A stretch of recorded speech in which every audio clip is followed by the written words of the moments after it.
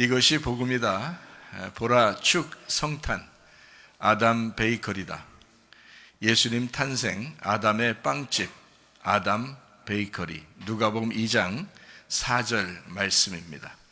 요셉도 다윗의 집 족속이므로 갈릴리 나사렛 동네에서 유대를 향하여 베들레헴이라 하는 다윗의 동네로 했습니다. 복음은 구약의 복음은 이사야 53장 5절 말씀입니다. 주님이 찔리신 것은 우리 허물 때문이요 주님이 상하신 것은 우리 죄악 때문입니다. 주님이 징계를 받음으로 우리가 평화를 누리게 되었고 주님이 채찍에 맞음으로 우리가 나음을 얻게 되었습니다. 그렇게 주님이 오셨습니다. 고린도서 6장 2절 말씀 보니까 보라 지금이라 했죠. 은혜 받는 것도 구원 받는 것도 지금입니다.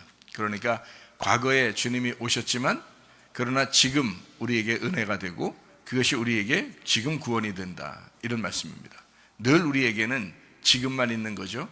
영이신 하나님에게도 늘 지금만 있습니다. 그러니까 여러분과 저에게 늘 지금 우리와 함께 하시는 예수님, 임마누엘 되신 예수님, 예수님 이름이 구원자, 회복자, 치료자가 되십니다. 근데 그 이름이 임마누엘이라고도 했습니다. 임마누엘은 하나님이 우리와 영원히 함께 하신다, 이런 말씀이거든요. 뭘로 함께 하겠어요? 성령님으로 함께 하십니다.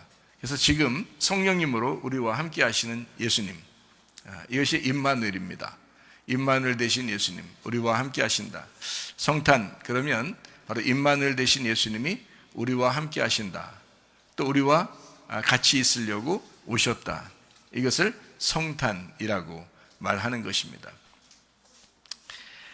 우리가 구원받는 것은 마음에 믿고 입으로 고백함으로 구원받습니다. 믿음의 결론이 뭐라고요? 영혼의 구원받는 겁니다. 그러니까 우리가 한번 믿었다, 이것으로 만족하는 것이 아니라 사실 마음에 믿고 입으로 고백함으로써 늘 우리 마음속에 날마다 나 자신은 죽고 예수 그리스도가 우리의 주인 되시고 우리의 왕 되시는 것을 인정하는, 그것이 바로 구원이고요, 그 회개고 거듭남입니다. 그러므로 우리가 예수 그리스도의 성탄이라고 하는 것은 나를 죽이러 오신 예수님, 그리고 예수가 부활하시러 오신 예수님, 그러니까 예수님은 나 때문에 죽으시고 부활하셨다. 그러므로 부활절과 성탄절은 같은 것이다, 이런 말이죠. 유월절과 성탄절은 같은 것이다. 그리고 성탄이라고 하는 것은 오순절과 또 같습니다. 이것은 이제 두 개의 물줄기라고 그랬죠.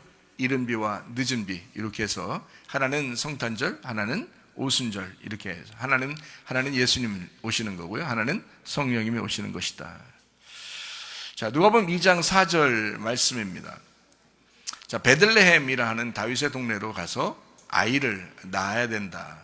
왜 하필 베들레헴일까 하는 겁니다. 이게 축성탄이거든요. 베들레헴에 가서 아이를 낳을 수밖에 없다. 베들레헴이라는 뜻이 무슨 뜻일까요? 베들레헴, 떡집입니다. 우리말로 말하면 떡집이고요, 서양말로 말하면 빵집입니다. 거기는 빵을 먹고 우리는 떡을 먹고, 우리는 밥을 먹으니까 그걸로 이제 쌀로 떡을 만들어서 그걸 떡집이라고, 방앗간을 그렇게 얘기하지만 베들레헴이라고 하는 것은 방앗간을 의미합니다. 방앗간, 떡집. 우리나라는 떡집이고 다른 나라는 빵집입니다. 빵집이요. 그러니까 베들레헴에서 굳이 나셔야 된다라고 하는 것은 빵하고 연결되어 있다는 겁니다. 그렇죠? 성탄절이라고 하는 것은 빵하고 연결되어 있다. 그래서 여러분이 오늘은 뭘 먹는 날이에요? 빵을 먹는 날입니다. 빵을 먹어야 되는 날이에요. 오늘날이에요. 그러니까 오늘날 우리가 빵을 좀 먹어야 되겠다. 이게 베들레헴입니다. 베들레헴, 빵집에서 태어나신 우리 주님, 예수님이 태어나신 아담의 빵집. 예수님이 왜 오셔야 되나요? 누구 때문에 오신 거예요? 나 때문에 오신 겁니다. 먼저는 누구 때문에 오셨죠? 우리 알기도 전에 예수님이 오셔야 되는 이유요? 창세기 3장에 보면 아담과 하와가 선악과를 먹고 난 다음에 범죄하죠. 그리고 죽을 수밖에 없어진 사람이 됐습니다. 그래서 이제 하나님이 자기 아들을 이 땅에 보내야 되겠다라고 이제 결심하신 거거든요. 그리고서 이제 오시게 된 거예요. 그러니까 예수님이 오신다라고 하는 것은 어떤 의미를 가지고 있는 겁니다. 왜 오실 수밖에 없는가? 아담 때문에요. 아담 때문에 오시잖아요. 그러니까 우리는 특별히 빵집을 골라도 어디 빵집을 골라야 돼요? 아담의 빵집을 골라야 되겠죠? 왜냐면 아담 때문에 오신 예수님이니까. 그렇잖아요? 가만히 생각해 보셔요, 우리가. 아담 때문에 오신 빵이 되신 예수님. 그래서 아담의 빵집에 굳이 오셔야만 해서 베들레헴에 태어나실 수밖에 없는 분. 그분이 바로 예수님이십니다. 그래서 아담 베이커리, 축성탄 아담 베이커리. 아담이라고 하는 이 단어가 어떤 의미를 가지고 있다고 그랬어요? 아라는 말은 하나님이라는 단어입니다. 담이라는 말은 피라는 단어입니다. 그래서 하나님의 피, 이게 아담이에요. 그러니까 빵은 빵인데 뭘로 만들어져야 된다는 거예요? 하나님의 피로 만들어진 빵이 돼야 된다. 자, 아담 베이커리는 하나님의 피로 만들어진 빵이 나오는 곳이어야 된다. 이런 의미입니다. 하나님의 피가 우리에게 떨어지면 우리에게 뭘 주죠? 사망을 가져와요? 생명을 가져와요? 생명을 가져와요. 그래서 생명의 빵이 나오는 곳이다. 생명의 빵이 나오는 곳 베들레헴, 아담 베이커리. 하나님의 생명, 하나님의 피를 흘리는 곳 아담 베이커리, 생명의 빵이 나오는 곳이다. 아담 베이커리에서 주님은 성탄하셨습니다. 아담의 베이커리에서 태어나신 주님이시다. 베들레헴. 자, 제가 왜 그렇게 말씀하는지 이해가 되시겠어요? 이건 성경적입니다. 이건 성경의 말씀입니다. 누가복음 2장 4절 말씀이요. 베들레헴에 태어났다. 이거 빵집입니다. 분명히 빵집.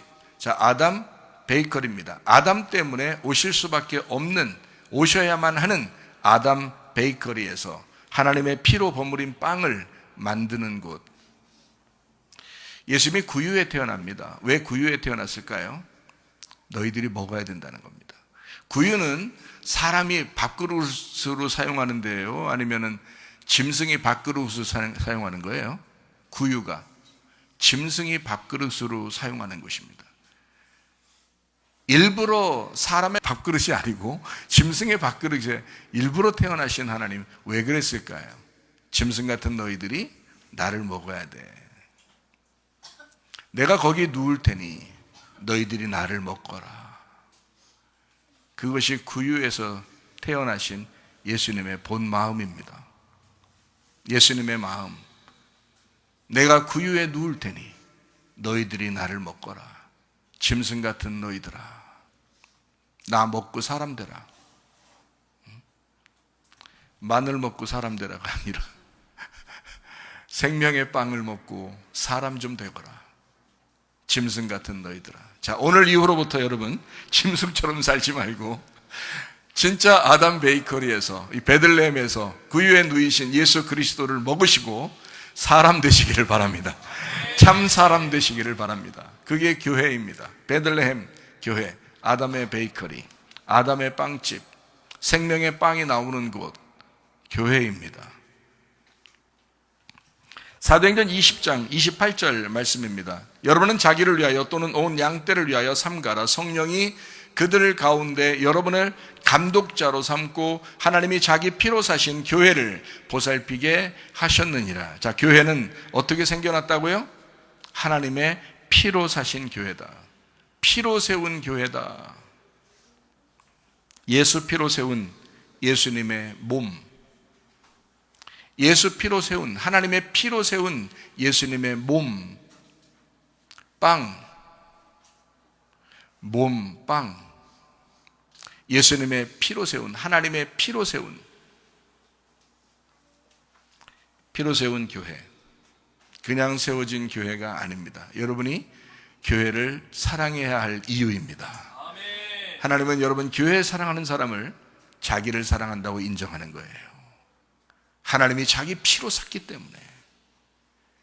교회 사랑하다가 주님 만나시기를 바랍니다.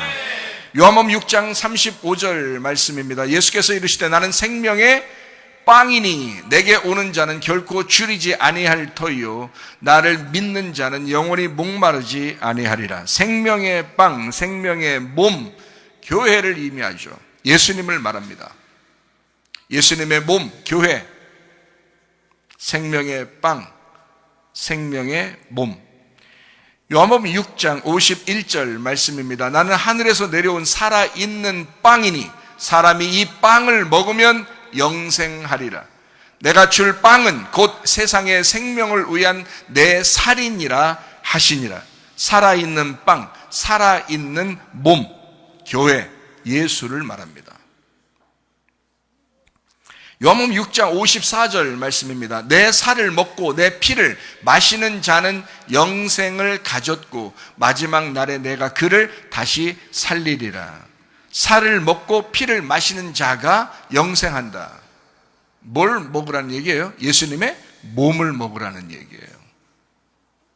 예수님의 몸을 먹으라는 얘기예요. 그리고 예수의 피를 마시라는 겁니다. 그러면 영생한대요. 어떻게 하라는 거예요? 예수 먹고 하나 되라는 얘기입니다. 예수 먹고 하나 되라. 그게 교회예요. 예수님의 몸이 교회니까. 이해가 되시겠어요? 우리가 예수 먹고 하나 되라는 거예요. 여러분은 자기를 먼저 생각하는 사람 있습니까? 아니면 교회를 먼저 생각하는 사람 있습니까? 주님의 몸된 교회라고 잘 생각 안 되죠. 늘 자기가 먼저 생각되죠. 그러면 여러분 예수 믿는 것이 아닙니다. 예수 믿는 사람은 예수의 몸을 먼저 생각합니다.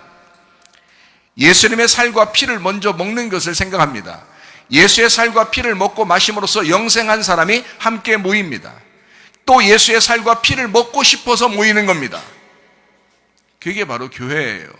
그리스도의 몸, 그리스도의 빵이다. 예수. 예수를 먹고 하나 되라. 다시 말하면 교회 되라. 이 말입니다. 교회 되거라. 요한복음 6장 57절 58절 말씀입니다. 살아계신 아버지께서 나를 보내심에 내가 아버지로 말미암아 사는 것 같이 나를 먹는 그 사람도 나로 말미암아 살리라. 이것은 하늘에서 내려온 빵이니 조상들이 먹고도 죽은 그것과 같지 아니하여 이 빵을 먹는 자는 영원히 살리라. 예수 곧 교회, 곧 영생입니다. 예수를 믿는 자는 영생합니다. 교회에 하나가 된 자는 영생한다. 같은 말입니다. 여러분 어때요? 여러분은 예수님 잘 믿는다고 생각했죠. 그러나 교회를 인정하고 교회를 신뢰하고 교회 안에서 연합하는 것은 별로 하나가 되려고 하지 않았죠. 그러면 예수 믿는 것이 아닙니다. 예수가 영생이고 교회가 영생입니다.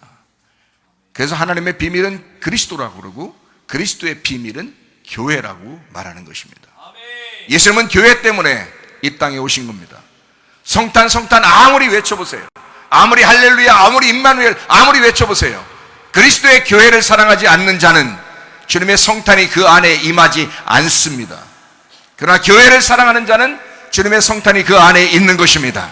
이미 주님과 우리가 하나가 된 것입니다. 교회가 되거라. 너희가 나를 먹으면 하나가 될 것이다. 너희가 나를 먹고 영생하거라. 너희가 나를 먹고 교회가 되거라. 이 말입니다. 요한복음 6장 63절 말씀입니다. 살리는 것은 영이니 육은 무익하니라. 내가 너희에게 이른 말은 영이요 생명이라. 레마, 전달된 말씀입니다. 전달된 말씀, 레마가 예수 그리스도예요. 예수 그리스도가 이 땅에 오셨는데 그 전달된 말씀이라 그래요. 로고스 말씀이 있는데 그 하나님이십니다. 그 로고스 말씀이 이 땅에 우리에게 전달됐어요. 레마로 전달됐습니다. 그래서 살리는 것은 영이다. 육은 무익하다. 내가 너희에게 이른 말, 이 레마가 영이요 생명이다. 예수 그리스도가 영이요 생명이다. 레마를 들으면 영생이라는 생명, 영이라는 생명을 섭취하는 것이다. 레마라고 하는 말씀을 들으면 예수 그리스도가 이 땅에 오셨다. 그 말씀을 너희가 가만히 있어서 영생하는 게 아니야. 가만히 있어서 영과 생명을 얻는 게 아니야. 이 말씀을 들으면 그 말씀이 들릴 때 그 영이 되고 생명으로 섭취가 된다는 것입니다. 뭘로 여러분 예수를 먹을 수 있겠어요? 여러분, 예수님은 살과 피를, 자기의 살과 자기의 피를 먹고 마셔야겠는데 우린 뭘로 먹고 마시겠어요? 말씀을 들음으로, 레마라는 말씀을 들음으로 그 영과 생명을 섭취하는 것입니다. 그렇게 들으니까 하나가 되는 거예요. 그렇게 말씀을 귀 기울여서 말씀에 집중하고 말씀을 신중하게 듣는 사람들이, 그런 사람들이 교회를 사랑하게 돼 있고요, 주님을 사랑하는 것이고요, 교회 안에서 연합하게 돼 있습니다. 이해가 되십니까? 그렇지 않으려고 하는 사람들은 여전히 자기 뜻대로 살려고 그래요. 내 뜻대로 마옵시고 아버지의 원대로 되기를 원하나이다. 예수 그리스도가 그렇게 고백하며 기도했듯이 여러분과 저도 그렇게 기도하시기를 바랍니다. 요한복음 6장 68절 말씀입니다. 시몬 베드로가 대답하되 주여 영생의 말씀이 주께 있사오니 우리가 누구에게로 가오리이까? 예수님을 말합니다. 영생의 말씀, 영생의 레마가 여기에 있는데, 영생의 레마가 주님께 있는데 우리가 누구에게로 가겠습니까?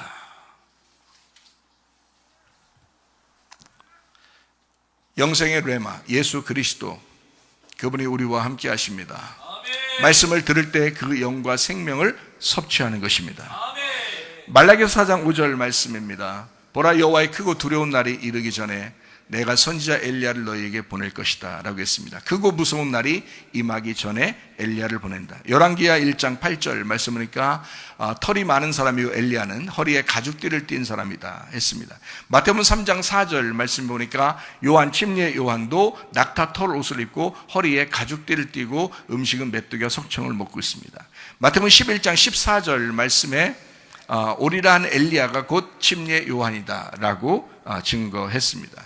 크고 무서운 날, 어떤 날입니까? 심판의 날이에요. 나를 끝장내러 오신 예수님의 성탄입니다. 십자가의 죽음, 나를 위해서 죽으시러 이 땅에 오신 분, 하나님의 가슴을 찢고 그 슬픔 가운데 이 땅에 내려오셔야만 하는, 우리를 구원하기 위해서 오셔야만 하는 그 성탄, 그 날이 크고 무서운 날입니다. 나를 끝장내러 오시는 날, 생명의 양식으로 풍성한 날. 그래서 예수님은 이 땅에 오셔서 하신 말씀이죠. 자기 자신을 구유에 누여 너희들 짐승들이 먹어야 한다. 그러니까 어디서 먹어야 돼요? 아담 베이커리에서 그 빵을 먹어야 한다. 왜? 아담 때문에 예수가 오게 된 거잖아요. 인간들 때문에 예수님이 오신 거잖아요.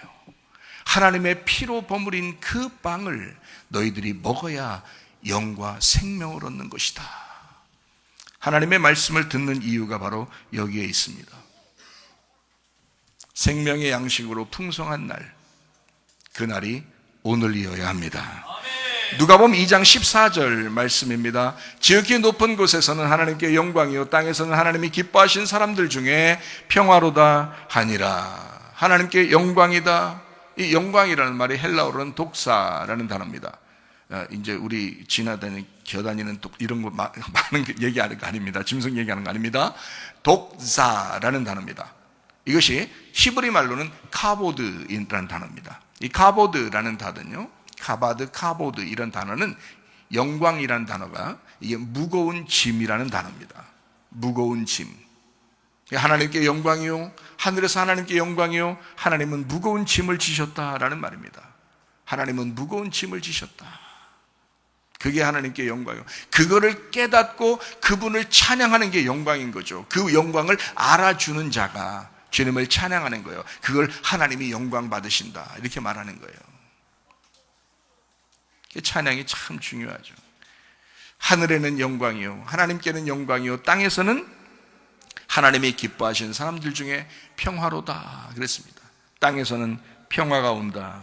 평화라는 말은 이 헬라어로 구약 히브리 말로는 샬람이라는 솔로몬이라는 단어고요. 이게 신약 헬라어 말로는 에이레네라는 단어입니다. 에이레네라는 단어의 특징적인 원래 많이 쓰이는 단어 의미는 연합, 하나됨이라는 단어입니다. 하나됨. 그리고 평안하다. 서로 하나되면 가정도 그렇죠, 교회도 그렇죠. 서로 하나되면 어때요? 평안하죠, 행복하죠, 기쁘죠. 그런데 서로 하나 되지 않고 서로 싸우고 이혼하고 막 그렇게 갈라지고 막 교회에서도 막 분리되고 이러면 어떻게 돼요? 마음이 쓸쓸하고 괴롭고 막 이러잖아요. 불안하고, 그죠? 그러니까 평안의 반대가 불안해요. 그죠? 평안하지 않다. 이것은 불안하다. 이런 말이거든요. 근데 평화롭다. 땅에서 평화롭다. 이 말은 서로 하나가 되었다. 서로 연합했다. 다시 말하면 교회다. 이런 말입니다. 교회다. 교회가 되었다라는 말이에요. 자, 하늘에는 영광이요. 자, 하나님이 무거운 짐을 지셨어. 누구예요? 예수님이십니다. 자기 아들을 이 땅에 보내야 돼. 자기 아들을 이 땅에 보내야 돼. 하늘에서 이 땅에 보내야 돼. 그 무거운 짐을 예수님이 지고 오신 거예요. 여러분 잘 생각해요. 여러분 예수님이라고 생각해 보세요. 이 땅에 태어났어요. 처음에 태어날 때부터 범상치 않아요. 베들레헴에 태어나야 됩니다. 구유에 누워 있어야 됩니다. 그리고 이제 살아갑니다. 나사렛 동네에서 이제 가난뱅이로 살아갑니다. 그리고 이제 자라나서 어느 날 이제 주의 아버지의 일을 이제 할 때쯤 돼서는, 그때 돼서 이제 광야에 나가서 아버지의 일을 이제 감당하게 됩니다. 그리고 자기는 십자가 못 박혀 죽어야 됩니다. 자, 태어나서 죽을 때까지 여러분 한 번이라도 호탕하게 웃고 싶은 마음이 있었겠어요? 여러분이 예수라면 한 번이라도 웃으면서 다닐 수 있었겠냐고요. 인류의 그 죄를 위해서 이 땅에 오신 주님이 한 번이나 제대로 웃을 수 있었겠는가? 그분은 아버지의 무거운 짐을 지고 오신 분이에요. 그분은 아버지의 영광이 무엇인지를 정확하게 아시는 분입니다. 그리고 이 땅에 오신 분입니다. 하늘에는 영광이요, 하나님께는 영광이요, 하나님께는 무거운 짐이요. 이 땅은 평화로다. 너희들은 연합하고 하나 되고 교회를 이루어라. 예수가 죽을 테니 교회가 세워질 것이다. 이게 하늘에는 영광이요, 땅에는 평화입니다. 하나님은 교회 세우기 위해서 무거운 짐을 끝까지 지신 겁니다. 땅의 평화를 위해, 땅의 연합을 위해. 제가 몇 번을 여러분에게 강조해야 합니까? 교회 사랑하시다가 주님 만나시기를 바랍니다. 아멘. 주님은 그것 때문에 돌아가신 거예요. 주님은 그것 때문에 이 땅에 오신 거예요. 말로만, 그냥 어떤 절기로만 그렇게 성탄 얘기하지 마세요. 하나님이 가증하게 여기십니다. 그런 식으로 하지 마세요. 진심으로 예수님을 축하하세요. 진심으로 그 예수님을 영접하세요. 진심으로 그 예수님께 영광을 돌리세요. 여러분, 신명기 11장 14절 말씀입니다. 이른 비 늦은 비를 적당한 때에 내리시겠다. 10월과 4월입니다. 하나는 가을이고 하나는 봄입니다. 가을은 예수님 탄생이요, 봄에는 예수님의 십자가 죽으심과 오순절 성령 충만이 임하는 날입니다. 이렇게 예수님의 오심과 성령의 오심을 정확하게 하나님은 그 기간에 오신다라는 말씀입니다. 신명기 32장 2절 말씀이요, 주의 말씀은 소나기같이 임한다 라고 말씀합니다. 가을비와 봄비입니다. 성탄절과 오순절 같은 것이죠. 그래서 예수님의 탄생과 성령의 오시는 것은 같은 것이다. 성탄, 우리가 다시 한번 생각해 봐야 되겠죠? 어떤 의미를 가지고 있습니까? 우리는 마치 그냥 성탄, 예수님 오셨다, 우리 기뻐하자, 기쁘다, 구주 오셨네 라고만 하지만 사실 성탄이라는 정확한 의미를 우리가 깨달아야 합니다. 성탄, 십자가의 죽음이었습니다. 처음 오실 때부터 베들레헴에 태어날 수밖에 없는, 아담의 베이커리에서 빵으로 만들어질 수밖에 없었던 짐승 같은 우리들에게 양식을 주어야만 하는 그분이 이 땅에 오십니다. 유월절 어린 양이십니다. 오순절 성령 충만이십니다. 예수님이 태어날 당시, 그리고 오순절 성령 충만할 때도 가장 세상은 어두웠습니다. 가장 어두운 때, 그때 주님이 오신 겁니다. 그리고 성령님도 가장 어두울 때 오는 겁니다. 왜냐하면 빛이라고 하는 것은요, 가장 어두울 때 임하는 거거든요. 제가 성경 한번 읽어드릴게요. 사도행전 2장 16절부터 21절까지 말씀입니다. 이는 곧 선지자 요엘을 통하여 말씀하신 것이니 일러스되, 하나님이 말씀하시기를 말세에 내가 내 영을 모든 육체에 부어주리니 너희의 자녀들은 예언할 것이요 너희의 젊은이들은 환상을 보고 너희의 늙은이들은 꿈을 꾸리라. 그때 내가 내 영을 내 남종과 여종들에게 부어주리니 그들이 예언할 것이요 또 내가 위로 하늘에서는 기사를 아래로 땅에서는 징조를 베풀리니 곧 피와 불과 연기로다. 주의 크고 영화로운 날이 이르기 전에 해가 변하여 어두워지고 달이 변하여 피가 되리라.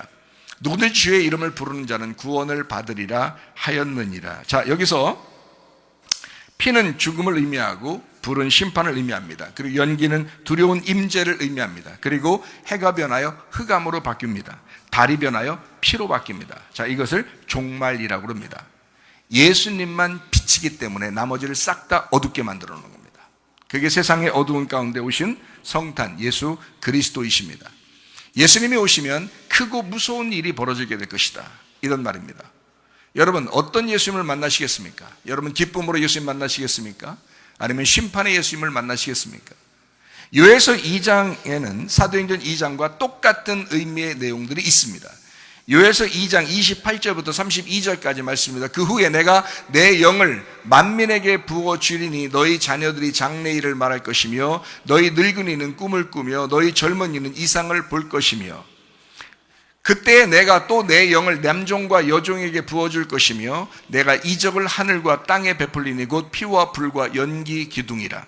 여호와의 크고 두려운 날이 이르기 전에 해가 어두워지고 달이 핏빛같이 변하려니와 누구든지 여호와의 이름을 부르는 자는 구원을 얻으리니 이는 나 여호와의 말대로 시온산과 예루살렘에서 피할 자가 있을 것이며 남은 자 중에 나 여호와의 부름을 받을 자가 있을 것임이니라. 언제를 얘기하고 있나요? 예수님의 오심과 성령님의 오심을 이야기하는 겁니다. 이게요. 말세가 이미 도래했습니다. 지금 우리는 말세를 살고 있는 사람들입니다. 주의 이름을 부르는 자 구원을 받을 것이다. 크고 두려운 날이 임한다. 그것이 종말이게 될 것이다. 스가랴 6장도 요한계시록 6장도 이런 종말에 대한 똑같은 이야기를 합니다. 자, 이랬을 때 여러분 생각해 보세요. 해결책이 없을까? 해결책이 있습니다. 요엘서 2장은 사도행전 2장과 똑같은 이야기를 하고 있는 겁니다. 다시 말하면 사도행전 2장은 어떤 건가요? 성령 충만이 임하는 오순절날을 얘기합니다. 그러면 요엘서 2장은 똑같은 사도행전 2장의 이야기를 하고 있다면 요엘서 2장은 지금 멀리 떨어져 있는 종말을 얘기하는 겁니까? 지금 그 오순절날에 임할 일에 대해서 설명하는 겁니까? 오순절날에 임할 일에 대해서 설명하고 있단 말입니다. 요엘서 2장에. 그러면 그 날이 멀리 떨어져 있는 날이에요? 아니면 지금 읽고 있는 우리들에게 또 말씀하는 겁니까? 지금 읽고 있는 우리들에게 말씀하고 있는 것이라 이 말이에요. 어떤 주님을 만날 것인가? 요에서 2장도 사도행전 2장도 성령 충만이 임하는 날도 어떤 사람은 성령을 받을 때 기쁨으로 받는 사람이 있는 것이고 어떤 사람은 심판을 받는 사람이 있다 이 말입니다. 여러분, 심판을 받고 주님을 만나서 구원을 받아야지 심판만 받으면 되겠느냐 이 말이에요. 안 되겠죠. 주님의 뜻대로 구해야죠. 주님의 뜻대로 살아야죠. 아버지의 뜻이 무엇입니까? 그리스도와 교회입니다. 그리스도와 교회와 연합하는 것이 아버지의 뜻입니다. 성령께서는 그것 때문에 오신 거예요. 누차 여러분에게 강조하고 있는 말씀들입니다. 왜냐하면 그게 성경의 요약이니까. 요엘서 2장과 사도행전 2장을 분리해서 보는 사람들이 꽤 있습니다. 그렇지 않아요. 같은 이야기입니다. 자, 요엘서 2장 12절 13절 말씀에 해결책이 나오는데 이렇게 하면 된다라고 했습니다. 여호와의 말씀에 너희는 이제라도 금식하고 울며 애통하고 마음을 다하여 내게로 돌아오라 하셨나니 너희는 옷을 찢지 말고 마음을 찢고 너희 하나님 여호와께로 돌아올지어다. 그는 은혜로우시며 자비로우시며 노하기를 더디하시며 인애가 크시사 뜻을 돌이켜 재앙을 내리지 아니하시나니 라고 되어 있습니다. 자, 어떤 사람에게요? 마음 찢는 사람에게. 옷을 찢지 말고 괜히 흉내내지 말고 마음을 찢는 사람에게 우리 하나님은 사랑이 많으신 하나님이시다. 그 사람을 돌보고 보호할 것이다, 이런 말이죠.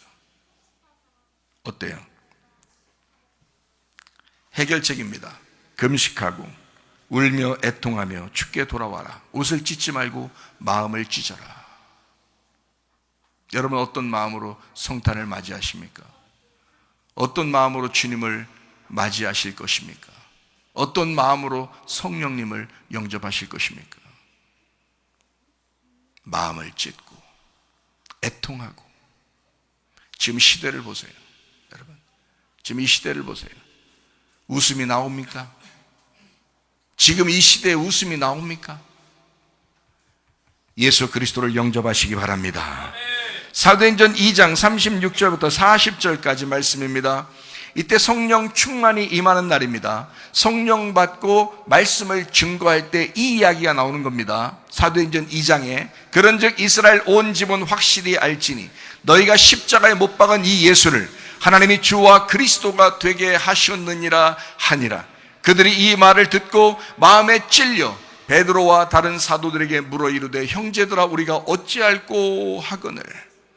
베드로가 이르되 너희가 회개하여 각각 예수 그리스도의 이름으로 침례를 받고 죄사함을 받으라. 그리하면 성령의 선물을 받으리니 이 약속은 너희와 너희 자녀와 모든 먼데 사람 곧 주 우리 하나님이 얼마든지 부르시는 자들에게 하신 것이라 하고 또 여러 말로 확증하며 권하여 이르되 너희가 이 패역한 세대에서 구원을 받으라 하니. 이렇게 되어 있습니다. 우리가 어찌할꼬 회개하라. 예수의 이름으로 침례를 받아라. 그러면 성령의 선물을 받게 될 것이다. 사악한 세대로부터 너희가 구원을 받아야 된다. 그리고 이어서 예루살렘 초대교회가 시작되는 겁니다. 사도행전 2장에 이 말씀이 나오고 그리고 교회가 시작되는 겁니다. 어때요? 지금 여러분과 저는 너무 편하게 교회 다니고 있는 것은 아닌가? 뭣도 모르고 교회 다니고 있는 것은 아닌가? 예수 그리스도의 죽음이 있었기 때문에 우리가 지금 모여서 예배하고 있는 것입니다. 성탄은 십자가의 죽음이었습니다. 처음부터 베들레헴이었어요. 처음부터 주님은 우리에게 먹잇감으로 오신 것입니다. 그분은 유월절 어린 양, 오순절 성령 충만, 우리에게 온통 자기를 주시려고 이 땅에 오신 예수 그리스도, 그리고 그분의 영 성령. 가장 어두울 때, 가장 내가 죄인이라고 느낄 때 애통하며 통회하는 자들에게, 그 슬픔이 있는 자들에게 주님은 찾아오시는 겁니다. 여러분, 진짜 예수님 한번 영접해 보시지 않겠습니까?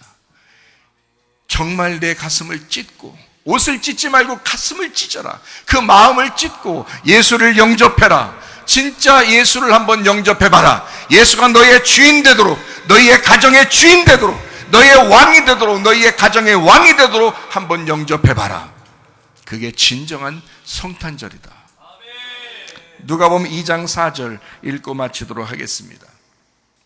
요셉도 다윗의 집 족속이므로 갈릴리 나사렛 동네에서 유대를 향하여 베들레헴이라 하는 다윗의 동네로, 베들레헴 빵집 아담 베이커리에서 탄생하신 주님, 하나님의 피로 버무린 빵, 예수님은 그렇게 우리에게 말씀합니다. 나를 먹어라. 나를 먹어야 한다. 나를 굳이 먹어야 한다. 내가 기꺼이 너를 위해 죽을 테니 너는 살아라. 내가 너 살리기 위해서 내가 죽을 테니 너는 나를 먹고 살아라. 너는 살아야만 한다. 제발 살아라. 내가 너를 위해 죽을 테니 제발 너는 살아라. 주님의 성탄의 가장 큰 보답은 우리의 영혼이 구원받아 천국 가는 것입니다. 우리 하나님, 사랑과 은혜를 감사드립니다. 하나님 주의 뜻대로 이 땅에 오신 예수 그리스도, 우리에게 먹잇감 되시고 생명의 빵이 되신 주님, 우리를 살리기 위해서 죽으시는 우리 주님,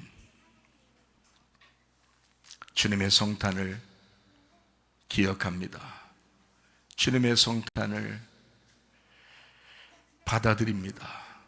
주님의 성탄을 기뻐합니다. 우리 교회 주님의 성탄이 복음이 되게 하옵소서. 기쁨이 되게 하옵소서. 온 인류에게 행복이 되게 하옵소서. 예수님 귀하신 이름 받들어 기도 올리옵나이다. 아멘.